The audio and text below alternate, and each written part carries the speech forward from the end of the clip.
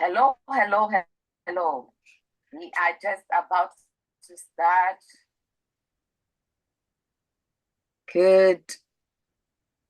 Good morning, everyone.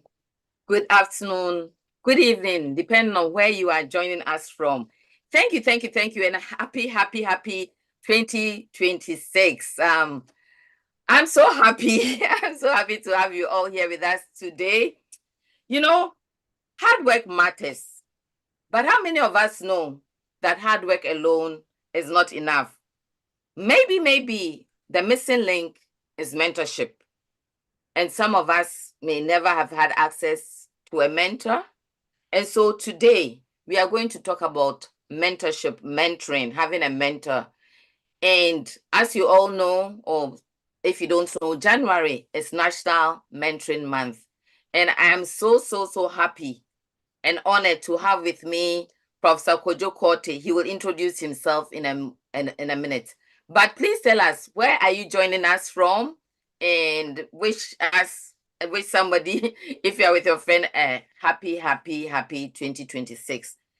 My name is Marian Amoa, and I'm an author and a coach here at Your Breaking Through community.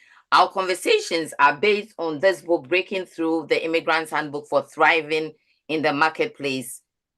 Some of the topics are directly related and others are some of the topics are from the book and others are very much related to the book. And so welcome. Tell us where you're joining us from. And Professor Quartey, welcome again. Thank you for being our honored guest. I am honored and privileged to have you here. Well, without much ado, as they say, can you introduce yourself and share with us a fun fact? Fun fact. All right. Well, Kojo Quartey. I am the president of Monroe County Community College in Monroe, Michigan. And Marian, I'm glad to be here with you again. I think this may be my third time with you, but Yes. Yeah, and it's a privilege and an honor to be here. You know, it's and Happy New Year, by the way, to you and everyone out there. And this is National Mentoring Month. A fun fact.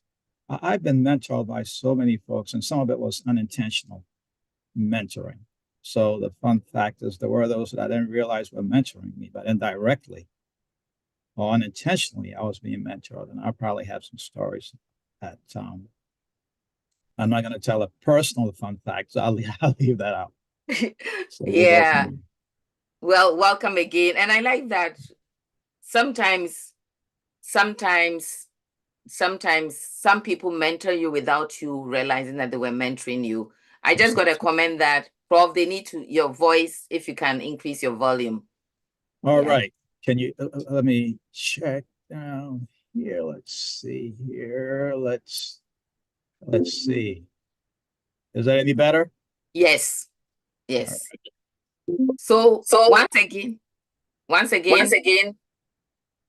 Yes. I'm having an echo. Once again, welcome everyone. Okay, Prof, you are the professor. Let's ground our conversation. I'd like to ask you a question. When you hear the word mentoring, what does that mean to you? How do you personally define mentorship based on your lived experiences? Right.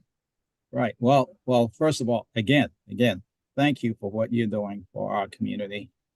Thank you for illuminating, edifying, and educating our community with these podcasts that you do. So for me, mentoring, a mentor is an advisor, a confidant, a trusted voice, or a role model. Here at my college, we have a mentoring program that's formal, and it's a voluntary, confidential, and professional relationship between a person who's a mentor and a person who's a mentee. And so we build upon that to create trust and mutual respect. And so, you have individuals, for example, here at my college who come in, they're brand new, they don't know the culture, they have no idea what to do. And so we assign mentors to them. But in terms of my personal lived experience, I never set out to be a college president. Mm-hmm. When I went to college at Morgan State University, shout out to the Bears, Morgan State in Baltimore, I I had no Baltimore, clue. Maryland. Baltimore, Maryland. I had no clue what I was going to do, what I was going to be. I had been a half decent high school student. And so for me, college was a fresh start. I went to college and at Morgan, got 2 degrees from Morgan, and I went on to Mississippi State and got my doctorate there. But now I'm at a point where I'm in the twilight of my career. And I can say my career has been successful only because, well, one of the key variables in the equation, not only, but one of the key variables in the equation is mentorship. And for me, mentorship started when I went to Morgan. I had no clue, what to do. And I happened to have a housemate who was a grad student from Nigeria. I was probably about 19, 20 years old. Dan was a graduate student in his early 30s, and he mentored me in the sense that even though I didn't realize it, the study habits that he had. This guy would stay up all night and study, and I drink coffee and study, and I decided I wanted to be like him. Mm. So I stayed up all night and I studied and drank coffee, and that's how I ended up getting decent grades at Morgan. So that's one example. And also, there was a gentleman, I worked a job when I was at Morgan off campus. There was a gentleman that I really, this is part of the unintentional here, that I didn't really know, but he was a security guard, just like me. He was older. And one day we were sitting around just talking, and he made a statement about goal setting. He said, in life, you want to set goals. Perhaps one of your goals may be to graduate in the top 10 of your class at your college. I heard it and I decided then and there that would be one of my goals. And this guy was just talking. So I decided that would be my goals. And I had several mentors at Morgan also. I won't mention their real names, but there was Dr. A, Dr. Q, there was Dr. S, Dr. W. All these were professors and individuals at Morgan who, in many instances, may have just, there was one who took me by the hand in essence and led me through my thesis at the master's level. And then there were others who, and I got a couple of stories about that, but I'll save that for perhaps for the next question. But these were individuals who inspired me, some intentionally and some unintentionally. So for me, from that point on, I realized that if I really want to make it, and I didn't know what I was going to do, but then all of a sudden, because I was inspired by these professors, I decided that perhaps this is something I can do. I can go into education. So, and I'll let you move on with the next question.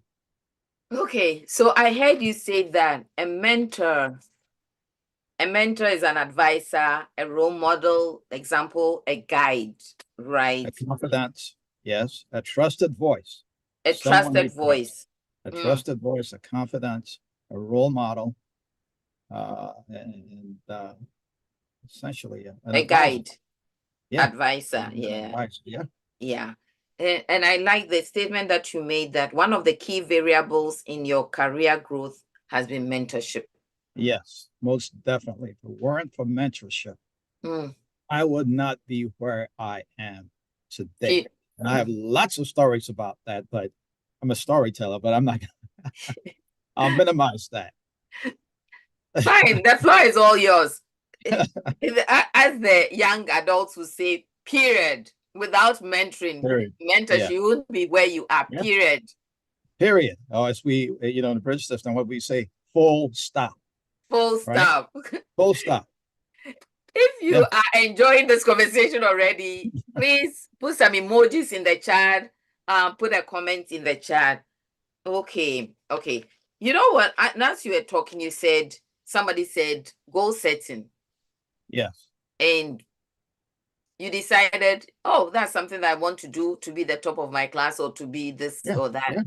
Yeah. It reminded me of, I'm sure you know of Jim Rohn. These days, people are talking a lot about him and, all the stuff that he did. But somebody was mentoring him and said, you need to have goals, something like that. And all this goal setting. Now, I don't know whether this is a coin term already, but as I listen to you, it feels like there's accidental mentoring, if there's a Yeah. word like that. Yeah. I called it unintentional, but yeah. Unintentional. Unintentional, unintended. But yes, yes. Yeah. Yeah. Oh, well, no, Go I'll let you ahead, answer the go. question. Yeah. So, in terms of some unintentional mentoring, I'll give you a good example. In my days at Morgan State, we had Dr. A, who would just coincidentally happen to be from Ghana like me. He was an econ professor. At that point in time, I wasn't aspiring to be an economist. I was an accounting major. And Dr. A, I was a tutor in the business lab. So we'd sit around, the students would sit around, the grad students, we would sit around and we would wait for students who needed help to come to us to get help in accounting or what have you. And I had been one of Dr. A's students in econ as an undergrad. And Dr. A would come by the lab on the day on certain days when he couldn't make it to class. Okay, so he would come to the lab around 9 o'clock when his class was at 10 or 11, and he'd look at me, and he said, "Come here." He'd say, "Come here," and I'd walk, "Yes, sir," and he'd say, "Well, I can't teach my class today at 11. Go teach it." Whoa. So I had 1 hour, maybe 2 hours to prepare, and I'd sit and I would prepare and I would go and teach the class, go teach chapter 11, chapter whatever, and I'd go and teach the class and I would teach my heart out. And it got to the point now where the students actually appreciated me. Normally, when you went as a grad student, if you went to teach a class, many of the grad students, what they did was simply have the students sign the roll sheet, write the name on the roll sheet, and let the students go. But I would go and teach my heart out, whether it was some monopolies, oligopolies, or what have you. And there were students and some of my friends who would walk by the class and see me just teaching, and so I developed a proclivity for that, and I knew that Dr. A could call me on me at any point in time. Then there was Dr. W who would give me a couple of days to prepare for his class. Econ also. Eventually, Dr. A, of course, not eventually, but Dr. A was more of an unintentional, accidental mentor, while Dr. W, who would give me a couple of days, was more of an intentional mentor. And eventually, when I completed my master's, they hired me there as an adjunct professor to teach econ. And that's what developed my interest in being a professor of econ. And I have other stories of how I got from being a professor to being an administrator, going from the faculty side to the dark side, they call it. But that comes later. But that was inspirational to me to be able to get out up there and teach students, and so if it weren't for that, I probably would not have gone into this field. I wanted to be a banker, probably making more money. A banker or an accountant or something, nothing wrong with that. But that's where I ended up because of mentoring. And it's, for me, I think it's paid off. Yeah. That is fascinating, and even the different approaches. Yes. Right. Right. Yeah. And I really like that statement. That one mentorship is one of the variables in your career success. Yes, Okay. it is. So I was go ahead. Go ahead. No, you asking the questions. No, I was hearing two different styles of mentoring. Right. And my next question to you was a moment when a mentor challenged your thinking or redirected your path in a way that changed your leadership trajectory. But I think you've touched on it if you can. Yeah, but let me give you a couple of stories about that. So I had completed college. I had a PhD. I went to a school in Alabama where I had eventually was a department head and rose to the level of dean. And I remember one of my VPs there, my VP of academic affairs, having a conversation with me. And I was telling him, as he was interviewing me, maybe for me to ascend to the next level, I was telling him about all the great things that I had done at that college, growing the business department. When I went to the business department, it was part of the social science area, and we had grown it tremendously. And so I sat there and I was telling, so rest in peace, Dr. Joe Lee, I was telling him how much I had done. I. So Dr. Lee looked at me and he said, Quartey, you got to stop the I's. Okay. All I'm hearing you say is I. You did this and you did that and you did this. Wow. What a revelation. Wow. Now, when I speak as a leader, I'm more of a collective speaker. What does that mean? I use we. You don't do a lot of what you do is not, you don't do all by yourself. You do with a team. And so I learned that lesson from Dr. Lee, who later became president of Tougaloo University in Alabama, State University. God rest his soul. I learned that from Dr. Lee on that day. So, and in terms of my trajectory, I also recall another story of when I was at a school in the South, an incoming president of the college making arrangements to meet me off campus before he took over as president, because he had heard about me and wanted me to be on his team. And he saw in me something I did not see in myself at that time. That's what mentors do also. They may see something in you, some leadership qualities in you that you may not see in yourself.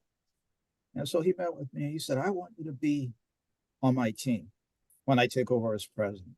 And eventually I did join the team. And when he came in, I was young, early 30s. I joined the president's cabinet. He appointed me to the president's cabinet at that institution. So mentors who see something in you, individuals who see something in you that you may not see in yourself. Another story, Prof, yeah, I love the stories. And if you're loving the stories, just put in the chat stories, more stories. I think that we need to, as they say, double click and highlight this you said. So one of your mentors changed the way you even speak as a leader. Oh, yeah. And to use that collective, because no one does well by themselves. No one, succeeds by themselves. And I have one YouTube video that uses the proverb, Tikur Nkwejina, which means that we do things in community, we succeed in community. I want you to talk a little bit about that, how mentors can change your mindset and even the way you speak. Talk a little bit about that, and I will go to the comments. Yeah. Okay.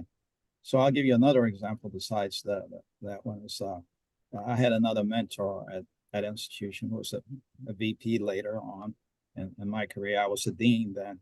And we had to complete these evaluations every year. And I remember being a couple of days late on my evaluation. So you completed the self-evaluation, you submitted it to your boss, and you know how this goes, with HR. So I completed my evaluation, and maybe on a scale of 1 to 10 or 1 to 5, I don't recall.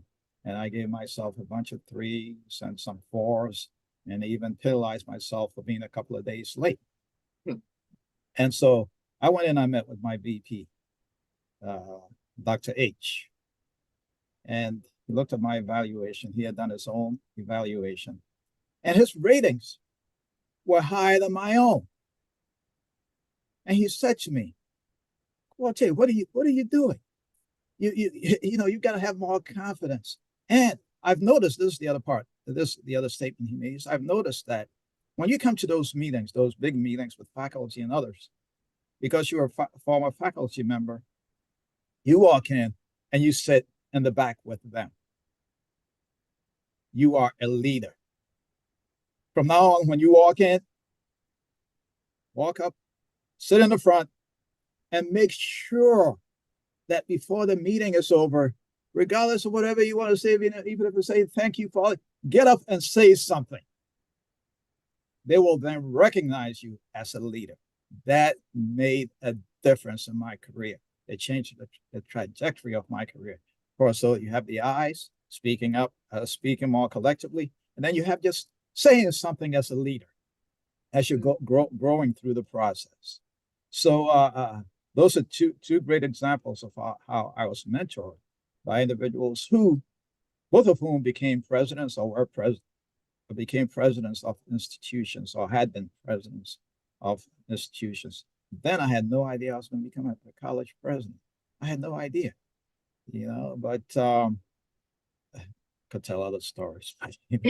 More stories. Okay, so welcome everyone. I see you in the chat. I have to draw closer. I see a comment. New Year, Happy New Year. I've been looking forward to more of these inspiring conversations. Thank you from all over Canada, London, for all over. And for you who will be watching the replay, thank you. And I see a comment, I believe it's Dr. Texas, says, yes, and I call them guiding lights. Thank you, Prof. Hello, more stories. People are asking for more stories. So, yeah, Prof. By the way, if you're just joining us, Professor Kojo Quartey is the president of Monroe County Community College, and he has had many years of experience working as a professor, teaching on faculty, and as an administrator, whether it's a dean, provost, and now a president. So, Prof, take it away. More stories. All right. So here's a very interesting one and I indicated earlier that I had not even thought about being a college president. And so what I wanted for myself then was to be in the classroom. I had ascended to the level of being a dean. That was fine, but I still taught classes. And I recall another VP at that small institution who came in as a VP and again saw in me something I did not see in myself. And within a year after he was appointed to the VP position, he was appointed to a presidency at another institution, a larger institution. And I'll never forget this because they're called the Washington Commanders now. That's NFL. They used to be called the Washington Redskins. And being from that area, indirectly, right, from the DC, Maryland area, I'm a Redskins and a Ravens fan. But anyway, neither of them are going to the Super Bowl. But that's neither here nor there. But anyway, long story short, Marian, is so he was appointed to the presidency at another institution. He invited me to come to his campus to visit with him. I went to the campus, visited with him, and then he came back. I came back, and then, first he invited me to visit with him on our campus on Super Bowl Sunday. The Redskins were playing in the Super Bowl. I'll never forget that, 1992. And so I went to visit with him. He says, I want you to join my team at this new institution. So then he left our institution, went to the new institution, invited me over. I visited with him over the weekend. And he wanted to appoint me to as his chief of staff at that time. And I came back to my small institution. And all I was supposed to do was to say yes or no. And I waited for days. It morphed into a couple of weeks. And then finally, I got a call from him. And he said, Quartey, what's wrong with you? It's been 2 weeks and you haven't called me back. And you know what I said to him? I said, well, Dr. H, I'm sorry, but I think I want to stay in the classroom. I want to remain as a dean and continue to teach classes. So I didn't take that opportunity. Had I taken it, it would have been more of a direct route to a presidency. But then I wasn't seeking a presidency. I wasn't seeking the presidency. So I turned down that position. This was in my early 30s. I did not ascend to a presidency until my early 50s because I sort of resisted that, being a dean and teaching a class, two classes here and there.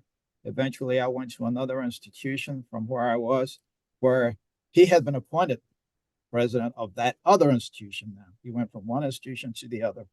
And I was his dean. I was eventually his VP, chief of staff there. And I remember another opportunity he gave me at that institution was for me to ascend to a vice presidency to take my boss's place. And I turned that down too, because I did not have the confidence to replace my boss at that time. But you got to have the confidence. You got people who see something in you don't see in yourself. Yeah. People who inspire you. People who believe in you. And if they believe in you, you gotta reciprocate with that confidence. And so, that's where we are. Eventually, I did ascend to a presidency because I did have others who mentored me, especially him, through the process. Yeah, go ahead. Yeah, I think you are hitting some very important points here that we need to talk some more about, and especially as immigrants and immigrant professionals, because I hear you as you're talking, there was a little bit of that imposter syndrome. Can you do it? Can you not do it? All right. There is also the bit about mentorship. There's the need for a trust. Right. You have to trust because, like you said, the mentor sees in you what you don't see in yourself, right? So you have to be willing to allow yourself to be led. So let's talk about, as immigrant professionals and over the years of your careers, what are some of the gaps that you have seen? And how could we bridge the gap for us in our growth? You were saying that if you had listened to your mentor, the journey to not professorship, to presidentship, if there's a word like that, would have been faster and probably smoother. Right. Yeah. Yeah. And I'd probably make a whole lot more money now. But anyway, so I think as immigrant professionals, some of us lack the confidence. And I think I've alluded to that. And what I learned in terms of confidence was from one of my, said that I related the story earlier, the VP who said that my evaluations were too low. And part of what he said to me also during that evaluation, he said, look, you're a dean, and I believe you are ready for the next level. You are ready to be a VP. And so you've got to set yourself apart. So then a mentor instills confidence in you, but you got to have that confidence in yourself also, and then that sense of belonging. We've got to understand that sense of belonging. I recall when I was invited to be as an immigrant, to be a VP or to join a team somewhere. And when this president talked to his team about me, said, this is the person that I want to come in to take this position. And when they heard the name, and by the way, our names, like a name like mine, Kojo Quartey, sometimes that's a basis for discrimination, right? Just your name alone, let's face it. All right, here we are. And we know the kind of nation we live in, right? But anyway, long story short, so he, when he mentioned to his board that he wanted Kojo Quartey to come in and take this position, they asked, what kind of name is that? Where is he from? And he said, well, he's African. And he told me this. Somebody said, really, you couldn't get anybody else other than African? And this, I'm talking about, this is in the 90s, right? You couldn't get anybody else other than an African to come in and take this position? He said, look, it doesn't matter where he's from. It's just, he has the intellect, he has the know-how, he has the experience, and that's who I want.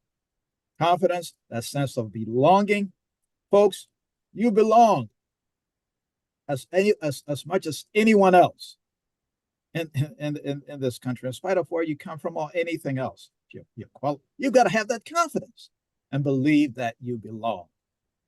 And so for me, that's one of the stories which was in a sense discriminatory. I didn't take the position, by the way, because I wasn't sure what was going to happen. You know, when you have individuals of that nature, that's part of that milieu. Yeah. And sometimes your voice goes slow, so I will when I do this. Yeah. Okay. But there again, you raise some very important points. You belong. Tell yourself you belong. You belong. And I know the unit has put in that there's a right time for there's no right time for anything. Stay prepared and take opportunities as they come. Yes. Opportunities, preparation, when they collide, that is greatness. But oh, sorry, I called you a name. That's his other name, Professor Kojo Quartey. You know, this confidence and humility thing exists with us as women, as immigrants, as minorities. Speak to that a little bit, because that is keeping a lot of us behind. And sometimes when you speak up to, said you are being too much. So show us the balance. Yeah. So you are, as immigrants, I can't speak to, as women, but as immigrants, let's realize that we're in a different place, in a different country with different values and different perceptions. When you're speaking to someone and you hold your head down, I used to tell students who interview, and I've mentored so many students in the past from Ghana who interviewed at the embassy to get visas to come here. I used to tell them, when you go and you face those folks at the American embassy, make eye contact, right? You go and you're holding your head down. What is assumed here? And when people are holding your head down and they're talking, well, you may be lying or prevaricating or not telling the truth, right? This is a different society. The values and the cultural norms are different in this society. When you speak to people, you want to try to make as much eye contact as possible, while you still remain humble, right?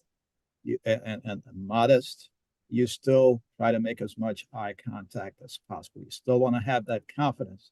And Americans appreciate confidence in individuals, but you don't want to overdo it, right? And where do you draw the line?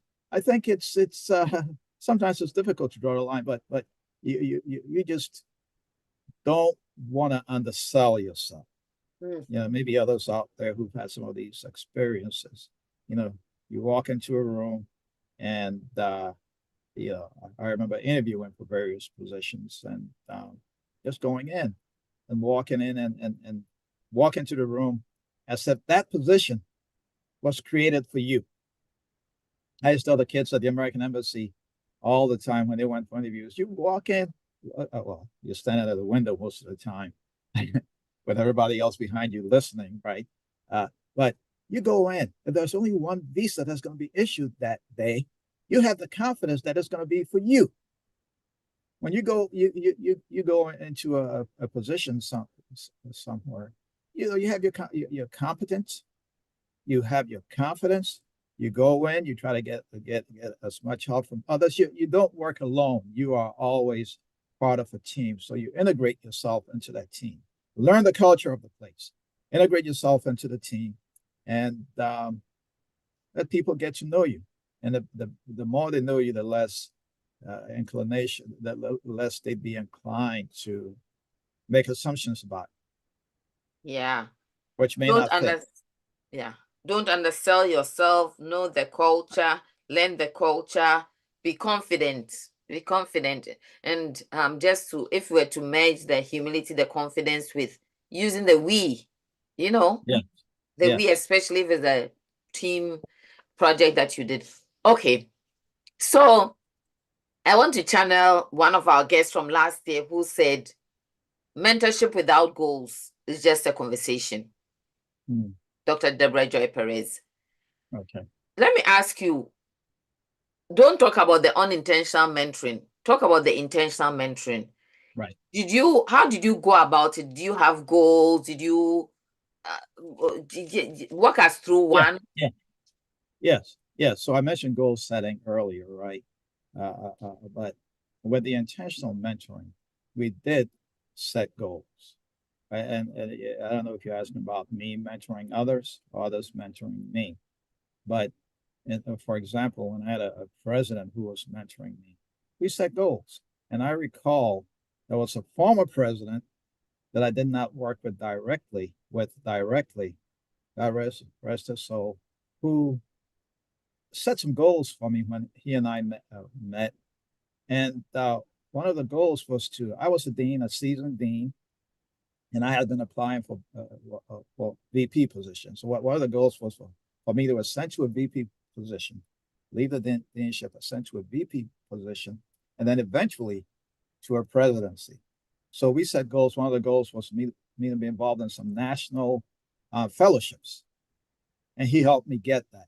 The other was to help me clean up my resume, have my resume be more have more measurables to my resume.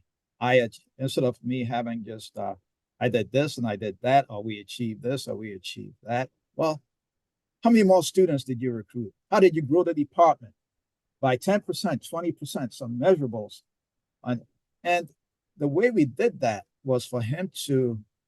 And here's where the humility comes in. I was a seasoned dean. Then he asked me to send my resume to a search firm. He put me with an individual with a search firm and have that person go over my resume with me. And that person did that for me.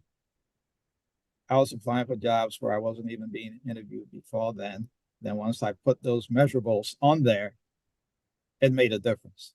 And I was able to move to a VP position within a year. Wow. So yes, goal setting is good. There's intentional mentoring also, where sometimes it's just for advising purposes. I have a mentor now. Even at this age and at this level, I have a mentor now.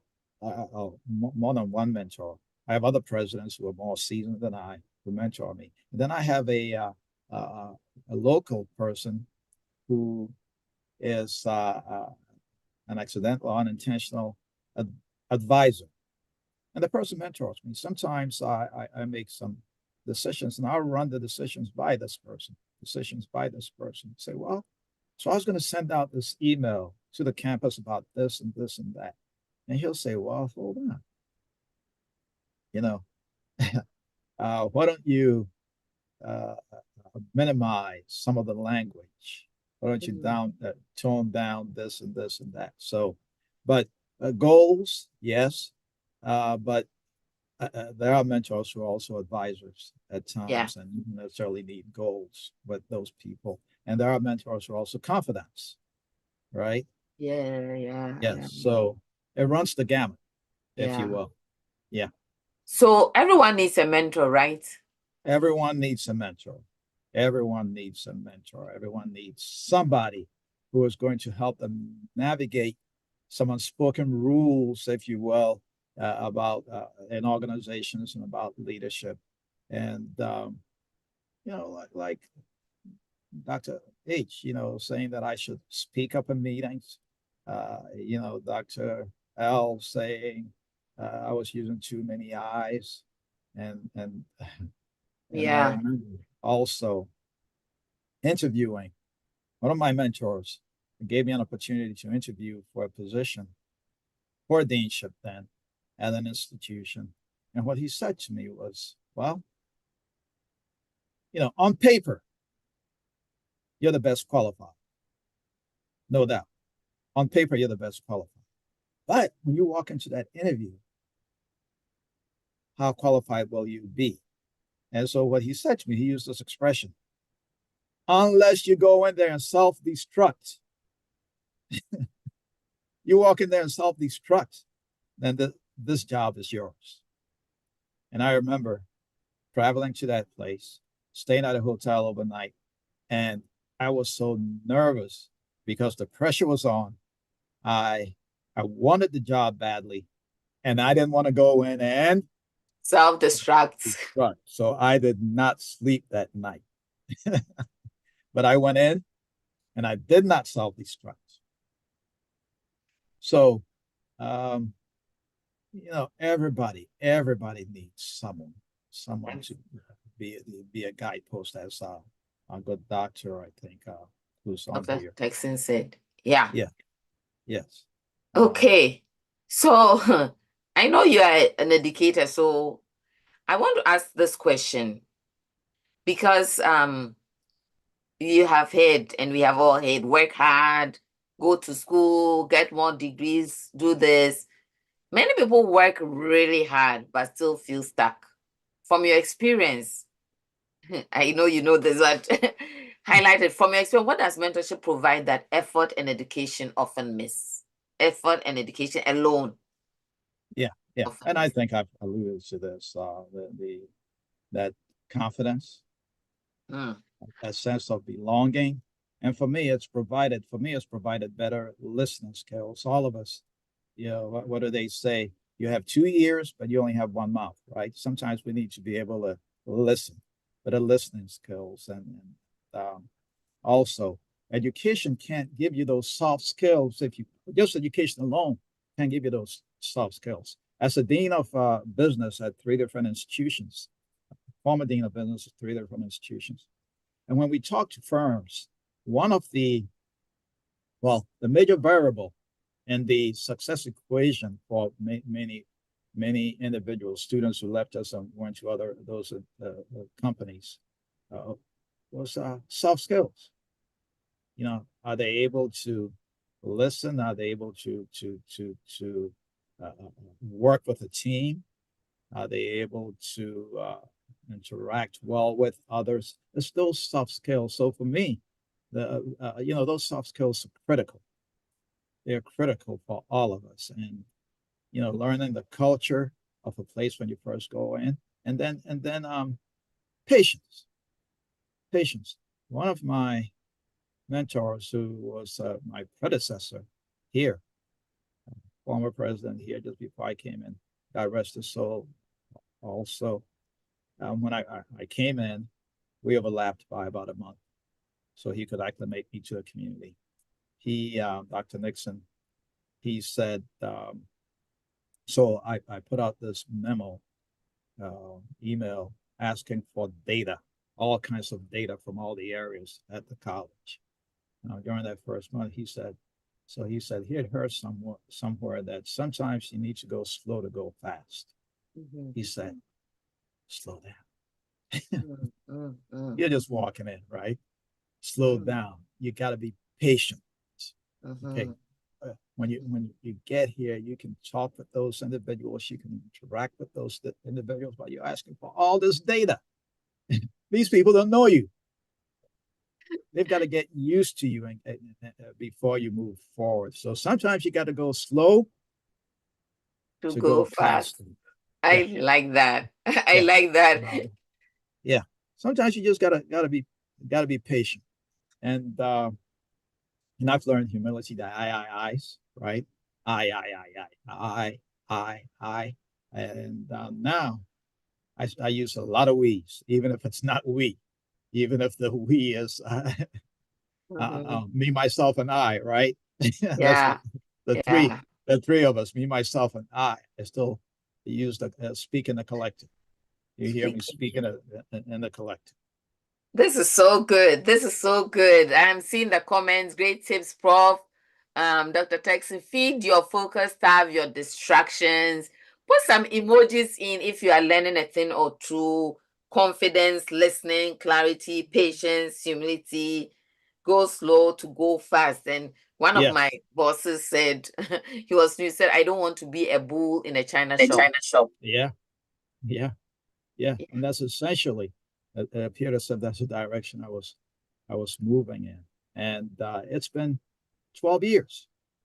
12 years when there were some who didn't think I would last a year or two or even three, but I've been here for 12 years, and I'm in the twilight of my career now. For me, it's a couple of more years or two or three or whatever to go, depending on where the Lord leads me or how the Lord leads me. But it's been a good 12 years. in terms of student success metrics and our financial metrics here at this institution, but only because I've been supported by others. That's a team concept, right? That's the we concept by others. And also because I've had the benefit of having mentors and others who have advised me appropriately. Fantastic. Thank you so much. If you're joining us and you haven't subscribed, can you do us a favor by subscribing? And next week, just a public service announcement. Next week, we will have Ishmael Sechi join us, and you want to hear his story from fast food to entrepreneurship, all because of mentorship and community support. You don't want to miss the conversation next week. Prof, let me ask you one question, and I want to ask. Food. Excuse me. No, I used to do fast food. You used to do fast food, yeah? Yeah, I worked at Wendy's when I was in grad school. But yeah. And now president of Monroe County Community College. Congratulations. And even that, some people didn't think you were ready for it. Even though you were prepared, opportunity came. Yeah. People didn't think you were ready for it. Is Monroe County Community College ready for, the rest?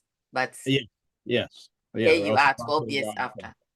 Front page article, but we won't go there. We won't go there. So let's talk one more about, I want to ask this, I have two questions. Were all your mentors like you in terms of race, gender, different? Were they even thinking? Then the other question I want you to answer is there any mentor who really stretched you so you were so uncomfortable, and what do you learn in those moments? Yeah. So were all my mentors like me? And the answer is no. I had a professor who was Caucasian at Morgan State who walked me through my thesis. Mm-hmm. He was the only one willing to do that. At Morgan, we had those who were in the MBA program, they didn't do a thesis. And those who were in the MA in economics program, like me, we had to do a thesis. And he walked me through that. And he was a mentor, really mentored me. God rest his soul. I've had a variety of mentors that I've learned from, and not a majority of them were not immigrants like me.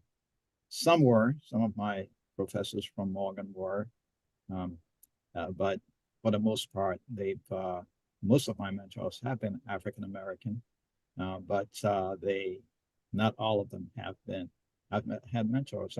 Many of my mentors have worked university college presidents, and so that's the first part. Answer the first part of that question. The second part of that question: have I had a mentor who really stretched me? Yeah, and made me uncomfortable. I did have a mentor who was my president, and I've mentioned him already. And he sometimes when you are an overachiever, if you will, and you he can do the work. This guy can do the work. There may be you may get too many assignments. All right. I was the chief of staff. I was the VP for advancement, and I was dean of the College of Business, all concurrently. And that was a stretch. So I barely got any rest, and I had research programs that I was running also. So really, that mentor stretched me, but he knew I could rise to the occasion. He knew I could achieve. But if I had my druthers, I would probably not do all three. But it worked out.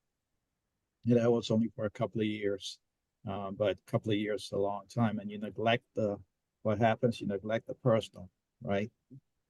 And you wonder. In retrospect, I wonder how my personal life would be now if it weren't for that. Yeah. But no regrets. No regrets, just lessons. God doesn't make mistakes. God makes no mistakes, right? Yeah. But I was stretched. Yeah. Thank you for sharing that. Now let's talk about how you are giving back, how you're giving back. I know you are very intentional about mentoring others. Can you share how you do that today and how you, of course, I know you and I know how many young men, young women that you have mentored, but just share some and why, and also explain why giving back through mentorship is so important to you. Yeah, giving back is important. You know, I'm not here to preach, but if I can get an amen. Jesus said that the first the first commandment is to love God with all your heart, right? And the second commandment is to love your neighbor as yourself, right? We exist in this world to give to others. We exist in this world to give as much of ourselves to others as we can. And that's what you're doing with these podcasts that you're doing and the books you've written and all the work that you're doing. So for me, it's important to give back. That is my life goal, is to give back. It's not so much, especially at this age, it's not so much about myself as it is about others. Mm. There's a story about me, but William Booth, who's the founder of the Salvation Army, and I'll tell this real quickly. We all know the Salvation Army. William Booth was the person who founded the Salvation Army. When he was close to death, he was invited to a convention to speak to people at the convention, and he wasn't able to make it. This is way back in the early part of the previous century here, at the 20th century. And when he was invited to speak, he was near death. He was in his deathbed, and he couldn't go to speak. So they asked him to send a telegram. And so he wrote one word on the telegram, and he sent it. And this is a story I relate sometimes to people as I talk about service. He sent that telegram, and the convener of the convention, with thousands of people sitting there, goes up, opens the telegram, and it's one word. They were expecting to hear a speech from William Booth. It was one word. One word. That one word was others. OTHERS. Others. Others. Just one word. We should be concerned about others. That's how we should live our lives. And I truly believe this. If it weren't not for impacting others, I would not be doing what I'm doing now. I guess it's apropos that I'm a community college president, that we serve our community. And in my career as an academic and a president, as an academic, there are three areas in which we measured. When I was in the classroom, three areas: teaching, scholarship, publication, so on and so forth, right? And service. And my career has been built on service. I've had, I've done the teaching, a couple of awards there, not to be braggadocious, but, done the research, presented papers all over or what have you. But then the service has defined my career. Going to high schools and mentoring kids in college, serving as a big brother in the Big Brother, Big Sister program for young kids, young African-American kids. And I recall, in terms of instilling confidence, when I first came here, VP that I was working with and mentoring, said to me that after watching me for a year, he said he had never aspired to be a college president, but after watching me, he said, now I think I can do this. Wow. That's what he said to me. Now I think I can do it. So you got to be inspirational. And then I have another VP another person a VP who sometimes used to get a little flustered by what's going on. And part of my mentorship was to simply ask what comes from the Bible, to ask him to just calm down and be still. Be still. I have, where is it? Where is this? Be still. I don't know if you can see it on that. It says, yes, be still and know. And know. Psalm 46:10. So it's and people have asked me, even as I mentor individuals, somebody said, do you ever get angry? I said, ask my children. The way you behave professionally, it should be different from the way you behave at home, right? You know, I can yell and scream at my kids all day at home, but when I come to work, I'm not yelling and screaming at anybody. So people are learning. They get this indirect mentorship from me, or this yeah, couple of. So I want to just tell you about a young man that I mentor. I was in Ghana. It's been over 20 years ago, but I have a couple of stories. But I was in Ghana a long time ago, and I ran into, for those who are from Ghana, you may know of a place called Kaneshi Market. So I was there, and as I was shopping, there was a young man selling these plastic bags. So he came up to me and wanted to sell me some bags. So I bought a couple of bags, and then he wanted to help me take my stuff to my vehicle. He did that. And so I asked him, what are you doing with your life? He said, well, I was in school, but no, I can't go to school anymore. I have no money. So, well, eventually, what I did was I gave this young man a place to live. I mentored him. When I went to Ghana recently for Christmas, he's moved to England now. I don't have anything to do with his move to England. He's very successful building it. He's got a big home that he's building. And he came by to see me for making a difference in his life, mentoring through all those years. I have there's an even more interesting story of a professional individual who was in an MBA program, and several, but this one is more important. This person became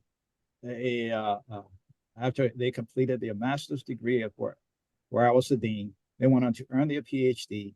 They moved to Ghana, became a dean, and eventually a rector, was like a president at one of the institutions in Ghana, one of the tertiary institutions in Ghana, and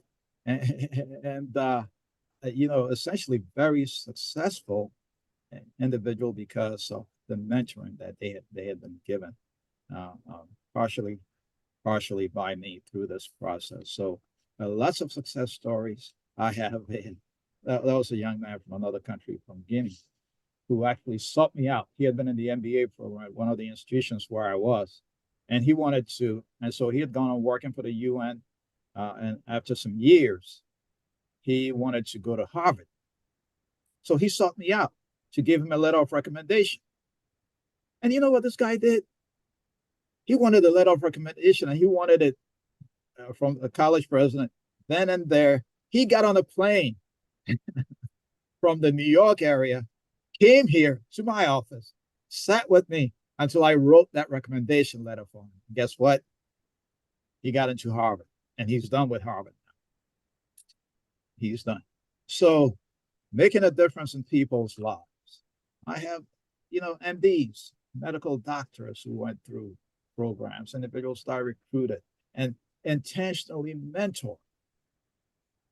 And so giving back, role modeling, but not all the mentorships that I've done have gone the right way. Yeah. I have had some failures, mentorship failures. I could tell stories about that, but we won't get into any of that. Yeah, I think you need to tell one story, a mentorship failure. Okay. Because sometimes, why can a mentorship go sour? Why can somebody be mentored and not get the necessary outcome? So I think we need to hear that there are some things that you need to do for a mentorship to be beneficial to you or the impact that you're even trying to make. Right. And the fact of the matter is, when you're being mentored, you need to pay close attention. You need to listen, and there are some habits that you need to leave behind. For example, if I'm mentoring someone, and I tell the person to don't show up to work 10 minutes late. Be the first one there and be the last one to leave, for example, and they neglect that becomes an issue, okay, because people are watching. So I'll tell you the story of a young man, a professor that I mentored years ago. And I went from one institution to the other and actually took him with me from one institution to the other at a much higher salary. approximately $20,000 more than he was making at the other institution. So I was out of the country. I was in China, actually. And this young man who had a decent position under me got into some trouble while I was out of the country. One of my cousins used to say, who was at the scene of the crime? But anyway, I was not at the scene of the crime, right? I was in China. But anyway, so I come back and I heard about what had happened. And so the VP and the HR asked me one simple question. Can you guarantee that, and I was advocating for him. They said, can you guarantee that this will not happen again? That he will not do this again?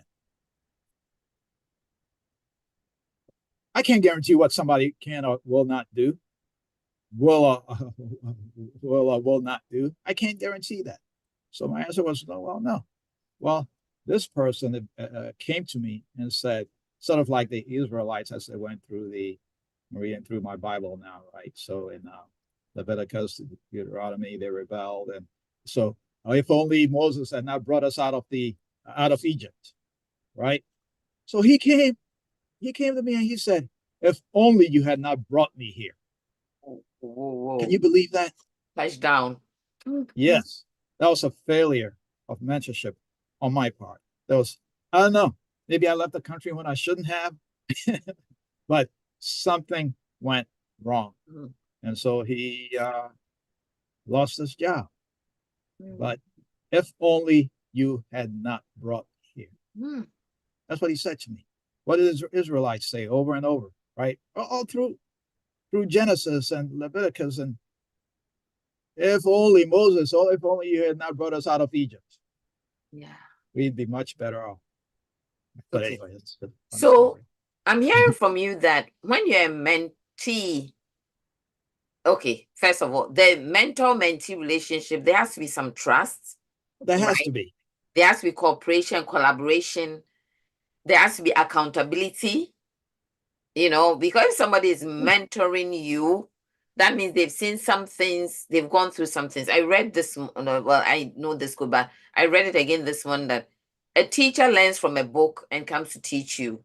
But a mentor has gone through some things and they are teaching you from very lived experience, the things that they've broken through.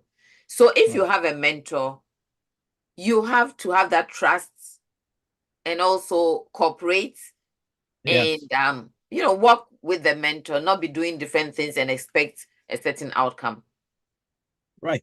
And so the trust, that's critical, right? You've got to, as far as mentorship, you got to find someone you can trust and hopefully can model for you, be a role model for you. Part of my mentorship, even as I've spoken to new presidents. I mean, I'm 12 years in at national seminars where, and one of the points I make is, when you're a president at an institution, you're in the public eye, especially if it's a smaller institution. Be careful, because if you don't watch yourself, guess what? Other people are watching you. Don't run any stop signs. Don't. There is a stop sign outside our parking lot here. I do run that occasionally, but anyway, don't run any stop signs. Don't go through any traffic lights. Don't do anything publicly. There are individuals who have lost their jobs because they were drinking and driving. When you're in the public eye, certain things you shouldn't do. If you want to make it as a leader, ladies and gents, all of those folks out there, minimize all your bad habits. You leave work at home. Don't go to work and yell at people. I know presidents who've lost their jobs because they went in and were yelling at their admin assistants or other people on campus. Presidents who lost their jobs because they were drinking and driving. No danger there for me because I don't drink. But if you do, don't drink and drive. They're just some habits you have to leave behind. And the person mentoring you needs to be able to trust you, and hopefully you trust that person. But what traits or characteristics that does this person have that are worthy of emulation? The person who's mentoring you. You know, and it could be even you said accidental or even a secret mentor, but what, you know, looking from afar, what what what is it that this person has? What are the characteristics they have that are worthy of emulation? And in all of this, you let humility be your guidepost as you move forward.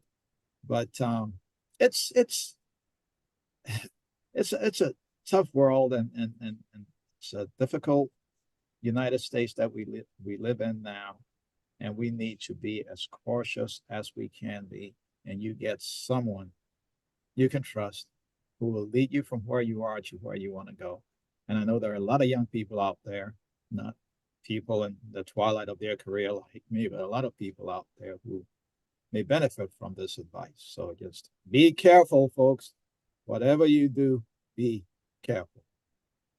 Okay, so what advice, we are just about to land the plane, what advice would you give immigrant professionals who hesitate to seek mentors because they don't want to appear needy, right, or unqualified or be vulnerable? Yeah. Well, if you want to advance, sometimes you have to step into that space where you feel uncomfortable. Okay. All of us have to do it all the time. Look, I'm an introvert, believe it or not. I'm an introvert. I didn't like speaking in front of people. I don't. I'd rather go and sit in the back. And that's what I was doing until Dr. H awakened something in me when he said to me, you've got to go in and act like a leader. Right. So sometimes we got to stretch ourselves. And sometimes it's like being on the stage and acting, right? Even if it's not part of your DNA. Okay. So you may feel uncomfortable, but folks, if you really want to advance, do you want to remain where you are? If you want to remain where you are, the status quo is good for you. Oh, well and good, stay the way you are. But if you want to advance, you may need somebody who can guide and lead you in the right direction. So you've got to leave that comfort zone, if you will. A lot of us love that comfort zone. You got to leave that comfort zone so you can ascend to the next level. And everybody needs, no man is an island, everybody needs an advisor or a confidant or somebody who can lead them in the right direction. And you got to be open in those moments. You've got to be as open in those moments as you can be and be willing to learn, be willing to listen. And sometimes you got to be willing, for the most part, to trust to go where it is that you need to go. It may not be comfortable for you. You may not be comfortable, but folks, you want to advance, different country, different culture, you got to go with it. You got to go with it. Yeah. Leave the comfort zone to ascend to the next level. Yes. Professor Kojo Quartey. Be open. Everyone needs a guide. Everyone, we all have lines, so everyone. No man is an island. No man or woman is an island. No man. Right? You can't do it alone. You can't do it alone. So why don't you get help? Get help. You cannot do it alone. Get the help. And our thumbnail will be mentorship makes a difference. And you've heard Prof talk a lot about the different mentors that he had. Really, really great conversation. Thank you, Prof. I think I have one last question, and thank you everyone who has joined us today. I know it has been a little bit of a hiatus, and next week we are coming back strong. And if you have a question for Prof or some appreciation, put some emojis in the chat. Thank you for sharing your journey. I want to ask you the last question, and we will end here. If mentorship could be one intentional decision someone makes this year, what practical first step would you encourage them to take? Yeah, and think about it. And I want to think about it. That's the last question. I'm trying to leave the comfort zone, and I'm seeing all the emoji signs. I like that you said your life goal is to give back. I like what the Salvation Army founder said, others. So think about it. We finding mentors, and also we being mentors, if you can answer that question in that vein. Mentorship, we as mentors and we being mentors and mentees. Yeah, same. We can be both. Yeah. Well, first of all, trust. Trust is critical, right? You got to find somebody that you can trust. And it may be, could very well be from afar. Okay. And as I indicated earlier, what characteristics and traits does this person have that you can emulate? How far do you want to go in your career? If you want to ascend to a certain level, let's say you're a department chair, you want to be a dean, or you are a supervisor and you want to be manager of your area, well, then you want to seek people who are in, similar positions as to in terms of where you want to go. And in all of this, you want to let humility be your guidepost in all of this. But for those of us who are mentees, the ability to listen, accept what we hear, even if it may not necessarily coincide with what it is that we're thinking or what we believe. If that person has the experience and they're giving you the benefit of their experience, sometimes we need to listen. If they've been there and they've seen that promised land, right? Back to my Genesis, Exodus, Leviticus. But anyway, they've seen the promised land. Then you need to listen and take heed and learn from that. So the ability to just listen, learn, accept, know that you don't have all the answers, just as I don't have all the answers. We are learning every day, and as mentors, we want to make every moment a teachable moment, right? So Yeah. So anyway, I said that was the last question. How about somebody who is saying, I don't do anything? How can I mentor somebody? I don't have enough experience. Can everyone be a mentor? oh yes, just as everyone can, we all learn. I learn from my students, right? And that was the joy of being in the classroom. I learned something every day. You can always learn from somebody's experiences, right? That's a vicarious learning, right? One of my advisors said, they say you learn from your own mistakes, but he said the best way to learn is from other people's mistakes, not your own mistakes, but from other people's mistakes. So all of us can be mentors, and it depends on magnitude, right? It varies in magnitude. So all of us can mentor someone. All of us, and what I've said on campus, I did a seminar on campus. I said everybody. I think it's a book by Don Shula, where he says everybody is a coach. A mentor is a coach. Everybody is a coach. So the cashier, and here on campus, the students are watching the cashier, and they can pick up something from the cashier, right? It's not just from the VP of Student Services or what have you. Everybody has some knowledge they can impart to someone else. And so we're always learning from each other, always. So I hear that. Be an example. Be an example. Be a role Be an model. example. Be an example. Yeah. Be an example. Be an example, and try to be a good example. Try to be a good example, not a bad one. Yes. So that you can be a good example. Be an example, full stop, as you said, or as the young people say, be an example, period. So, Prof, thank you. Any parting words before we finally land? I like the two finalies. Yeah, so thank you for the opportunity. Thank you for illuminating, edifying, and educating so many people. I don't have all the answers, but I hope you gleaned something from the experiences that I've had. I have lots of experiences, and I've shared some of those with you. Folks, you've got to have confidence if you want to make it. I know there are a lot of young people out there.